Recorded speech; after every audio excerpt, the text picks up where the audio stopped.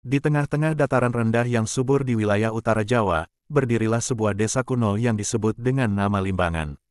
Disinilah konon lahir seorang perempuan agung yang kelak dikenal sebagai Dewi Anjani Pekalongan. Namanya disebut-sebut dalam banyak kisah rakyat, dituturkan turun-temurun oleh para sesepuh desa.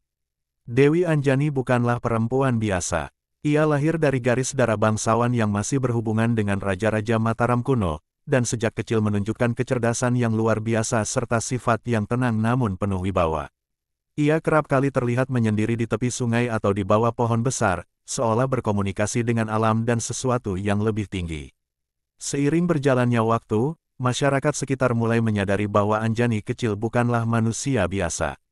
Ia dapat memahami bahasa binatang, membaca pertanda alam, dan menyembuhkan orang sakit hanya dengan doa dan sentuhan lembutnya. Orang-orang desa mulai memanggilnya dengan sebutan, Rara Anjani, sebagai bentuk penghormatan dan kasih sayang. Kehidupan Rara Anjani semakin menarik perhatian ketika sebuah peristiwa besar terjadi. Pada suatu malam yang gelap gulita, hujan deras mengguyur tanah Pekalongan dan petir menyambar berkali-kali. Di tengah badai itu, sebuah suara gaib terdengar di langit desa, menyebut nama Anjani dan menyuruhnya pergi ke Gunung Rogo Jembangan. Anjani, yang saat itu masih belia, mengikuti suara itu tanpa rasa takut. Ia berpamitan pada ibunya dan berjalan sendiri dalam hujan menuju gunung yang dianggap angker oleh warga. Di sanalah ia bertapa selama 40 hari 40 malam tanpa makan dan tidur, hingga tubuhnya menjadi kurus namun wajahnya tetap bersinar terang. Di akhir masa pertapaannya, seekor burung elang putih datang dan hinggap di bahunya. Elang itu dipercaya sebagai penjelmaan dari leluhur yang memberi restu kepada Anjani untuk menjalani jalan spiritual sebagai penjaga tanah dan keturunan Pekalongan. Sejak saat itu, ia tak hanya dikenal sebagai perempuan suci, tapi juga sebagai pelindung yang dipercaya mampu menolak bala. Setelah kembali dari pertapaan, Anjani mulai mengajarkan ajaran-ajaran hidup yang luhur kepada masyarakat. Ia berbicara tentang pentingnya menjaga keharmonisan antara manusia, alam, dan dunia gaib. Ia mengajarkan cara meruat desa, membersihkan diri dengan tirta suci, dan melakukan semedi agar hati menjadi tenang dan bersih. Pakaian Anjani berubah. Ia tidak lagi memakai busana bangsawan, melainkan mengenakan kebaya sederhana dari kain lurik dan selendang batik jelamprang yang dibuatnya sendiri. Pakaian itu kini dianggap sakral, dan banyak perempuan Pekalongan menirunya saat menghadiri acara adat. Wajah Anjani yang teduh menjadi lambang ketenangan dan kebijaksanaan bagi masyarakat. Masyarakat Pekalongan semakin menghormatinya. Ia tidak ingin disebut ratu atau pemimpin, tapi semua orang menaruh hormat padanya. Anjani tidak menikah, ia mendedikasikan hidupnya untuk masyarakat, dan ia hidup sederhana di sebuah pondok kecil di pinggiran hutan, dekat sungai yang airnya dipercaya sebagai sumber kehidupan. Ketenangan hidup Anjani tidak berlangsung tanpa tantangan. Suatu hari, datang utusan dari Kadipaten Kesesi yang membawa kabar bahwa tanah Pekalongan akan diserahkan kepada penguasa baru yang tamak. Utusan itu membawa surat perintah untuk mengosongkan wilayah Limbangan demi pembangunan lumbung padi besar-besaran. Masyarakat kebingungan, takut kehilangan tanah leluhur. Melihat keresahan itu, Anjani tidak marah, tetapi mengajak masyarakat berkumpul di balai bambu dan memimpin mereka dalam doa dan semedi bersama. Dalam doanya, ia memohon perlindungan leluhur dan kekuatan alam agar kampung mereka tidak diambil alih oleh nafsu kekuasaan. Malam itu, angin besar berhembus dari gunung, dan suara halus terdengar di antara desir dedaunan, tanah ini tidak bisa dibeli. Keesokan harinya, para utusan dari Kesesi kembali tanpa mampu mendekati batas desa. Mereka disesatkan kabut tebal yang membuat jalan seolah tidak berujung. Kuda mereka menolak melangkah, dan suara-suara aneh menghalangi mereka. Sejak saat itu, kabar tentang Anjani menyebar luas ke seluruh tanah Jawa. Ia dikenal bukan hanya sebagai pertapa, tetapi pelindung tanah warisan para leluhur. Ketika musim kemarau panjang melanda, sumur-sumur mengering dan sawah menjadi retak-retak. Masyarakat mulai putus asa, dan banyak yang datang ke pondok Anjani membawa bejana kosong, berharap mendapatkan air. Anjani, dengan wajah teduhnya, hanya berkata, air berasal dari hati yang jernih, bukan dari tanah semata. Ia lalu memimpin masyarakat menuju sebuah bukit kecil di dekat hutan. Di sana, dengan tangan kosong, ia mulai menggali tanah sambil melantunkan tembang kuno Jawa yang dikenal sebagai uyon-uyon leluhur.